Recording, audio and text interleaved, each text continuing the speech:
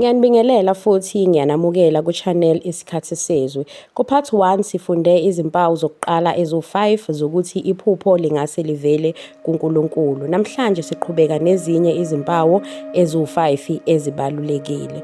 Uma ungakawubuki u-part 1 ngiyacela uhambe uyophoze la, uhambe uyobuka u-part 1 ukuze uzokwazi ukuqhubeka kahle. Sicela ulalele futhi kuze kube sekugcineni kunomkhuleko esizowenza wokukhulekela amaphupho ethu.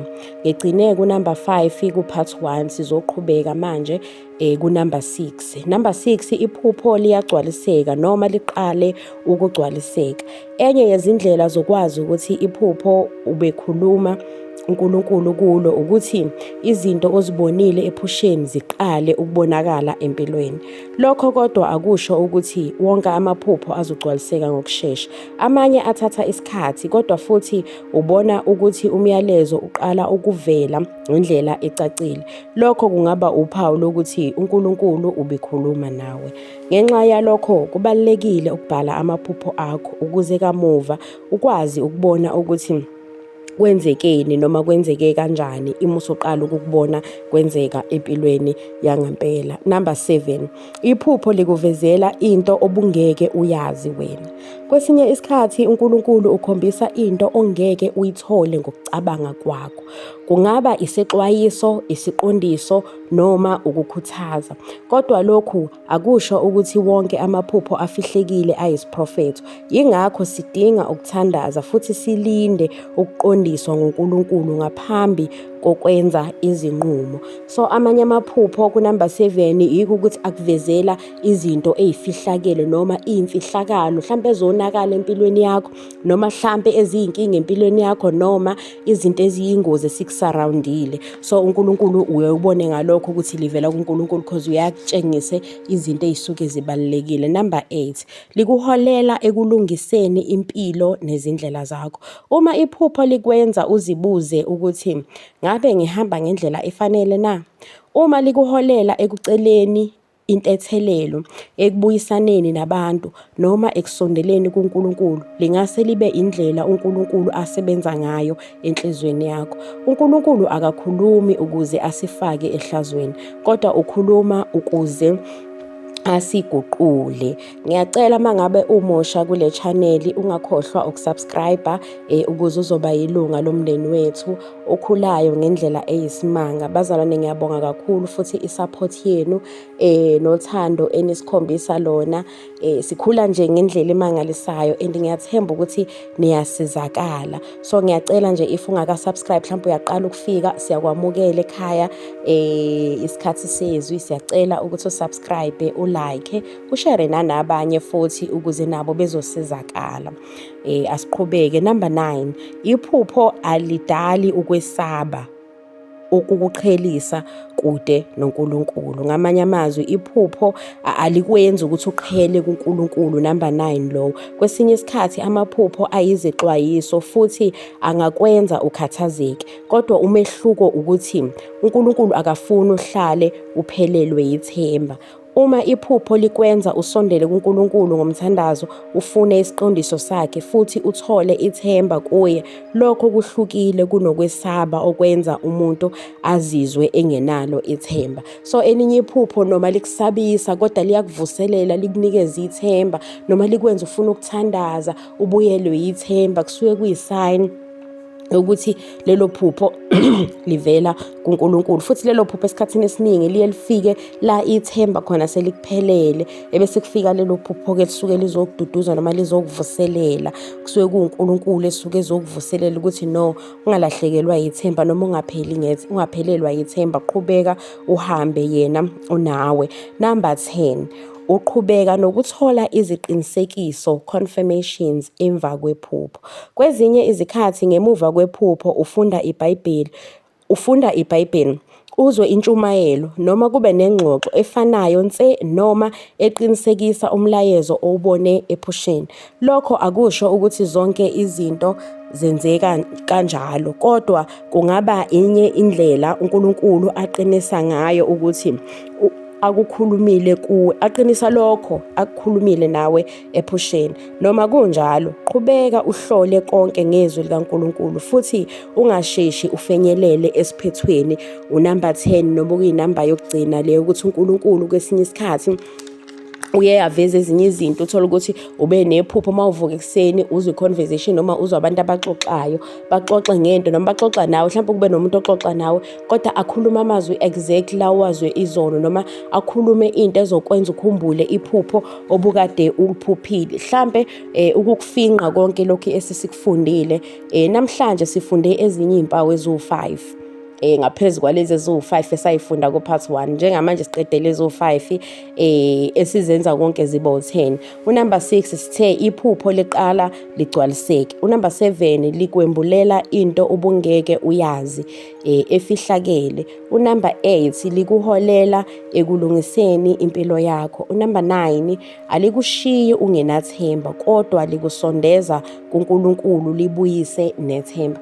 Unumber 10 uthola ukuqinisekiswa ngezwi likaNkulunkulu noma ngezinye izindlela ezihambisana nalo. So izo izinto esifundile kule ku-part 2 namhlanje ngezinto eziwu10 mase zizonke onga-check ngazo noma ezingakulekelela ukuhlola ukuthi iphupho livela kuNkulunkulu yini na. Kodwa ngifisa ukugcizelela lokho bazalwane, akusilo lonke iphupho elivela kuNkulunkulu futhi akuwona wonke umbono okufanele uhumushe ngokusheshsha. Inkosi isinike izwi layo ukuthi lisilekelele ukuhlola zonke izinto. Uma iphupho lingahambisani nezwi likaNkulunkulu kufanele siliqaphele lelo phupho. Ngakho-ke thandaza, funda iBhayibheli, ucele ukuhlakanipha kuNkulunkulu futhi ungasheshi wenze izinqumo ezinkulu ngenxa yephupho nje kuphela. So ilezo izinto ebengifisa ukuyishare namhlanje, ezinye eziwu5 engithemba ukuthi zizokulekelela noma zizokusiza kakhulu ukukuvula amehlo noma ukukunika ubuhlakani noma ukukunika nje clarity ukuthi okay iphupho usuliphuphile-ke, because kubalulekile lokuthi mawusuvuke nephupho-ke into yokuqala ufanele ukwazi ukuthi livelaphi. Livela kuNkulunkulu, livela from the enemy, lizokudistract noma lizotshala izinto ezithile eziwukhulu empilweni yakho noma livele emicabangweni yakho. So lezi zinto eziwu10 zizokulekelela ukuthi ukwazi ukubona ukuthi leli livela kuNkulunkulu, and then bese u-understand i-message yalo, bese uthatha isinqumo-ke after usubonile ukuthi iphupho livelaphi. Bekade ngithembisile ukuthi ngasekugcineni sizokwenza umkhuleko. So ngiyafisa siwenze lo mkhuleko, singene kulo mkhuleko ngoba amaphupho abaluleke kakhulu noma ayingxenye ethile noma aba nomthelela omkhulu empilweni yethu. So kubalulekile ukuthi esikhathini esiningi sihleze siwakhulekela. Mhlambe wena uyejwayela ukukhuleka noma ujwayela ukuthandaza kodwa awuzunganaki indaba yokuthandazela amaphupho akho. Kubaluleke kakhulu ngoba amaphupho ila uNkulunkulu akwazi ukuxhumana nathi khona kakhulu, la esuke sesilele khona. Ngaye ngachaza kwamanye yamavidiyo ukuthi uNkulunkulu mangabe sesilele, your spirit man noma umoya wakho uyavuka uye kule mimoya spiritual realm noma spirit realm. Mawusufike lapho ila uNkulunkulu akwazi ukukhuluma khona nawe. So kubalulekile ukuthi siyikhulekele your spirit man ukuthi abe active, ukuthi aphile, abe umuntu okwazi ukubona izinto ezenzakala ngale nkosi. Ilezo zinto uNkulunkulu asuke ekhuluma ngazi, kutshengisa izinto ezifihlakele noma ekunika ixwayiso noma ekunika ama-direction noma ekunikeza ithemba noma ekutshengisa izinto ezisuke zizokwenzeka. So kubalulekile ukuthi siyikhulekele kakhulu leyo ngxenye yempilo yethu, because abantu abaningi abayinaki. Uthola ukuthi umuntu akaphuphi kodwa futhi akanankinga nokungaphuphi kwakhe, noma uthola ukuthi uyawakhohlwa amaphupho kodwa nje sokuyinto enormal eseyijwayele. So ingakho ngifisa senze lo mkhuleko, asikhuleke. Baba, egameni lenkosi yethu Jesu Kristu, siza phambi kwakho ngokubonga. Baba, sibonga ukuphila osiphe khona. Sikubonga nangalolu suku uNkulunkulu wethu ongcwele osinikeze lona. Sibonga nangale platform osinikeze yona ukuthi sihlangane sizofundisana, sikhulisane ngokuqonda ukukhuluma kwakho ngamaphupho. Baba, siyabonga nangomntwana wakho ubukele le video.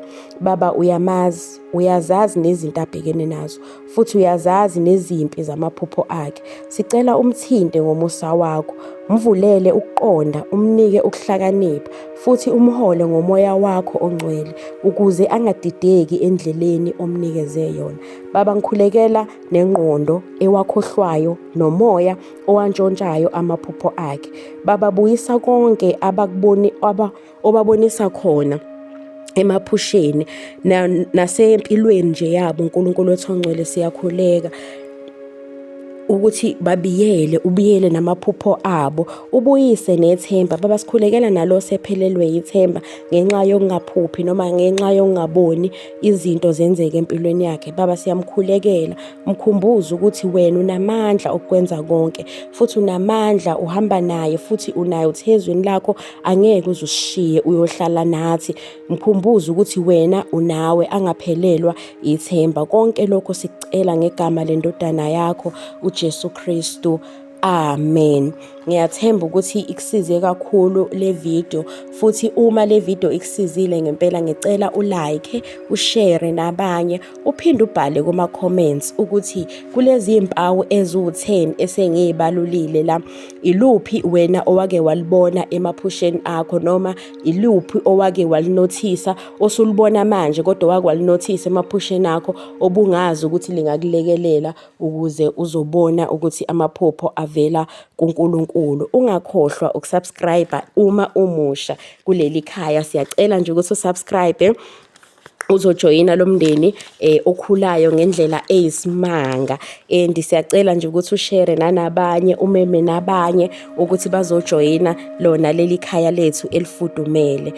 So nje ungakhohlwa ukusubscribe ukuze uzoba ilunga lomndeni. Lapha sifunda ngamaphupho nokujulwa kwawo nangezwi likaNkulunkulu. Khumbula, asichazi amaphupho kuphela, kodwa sifundisa ulimi lwamaphupho ukuze sonke sikhule ekuqondeni amaphupho ethu kusikhathi sezwi. uNkulunkulu anibusise. Ngiyabonga kakhulu ngokusondela uzobuka le video. uNkulunkulu nje akubusise, akubiyele, akugcine wena nomndeni wakho, ube nobusuku obuhle noma nosuku oluhle, depending ukuthi uyibuka ngasiphi isikhathi le video. Sohlangana futhi ku-video elandelayo. Ngiyakuthanda, ngimthanda nonke, kodwa uNkulunkulu yena ukuthanda kakhulu ngoba uyakhuluma nawe nangamaphupho noma usulele.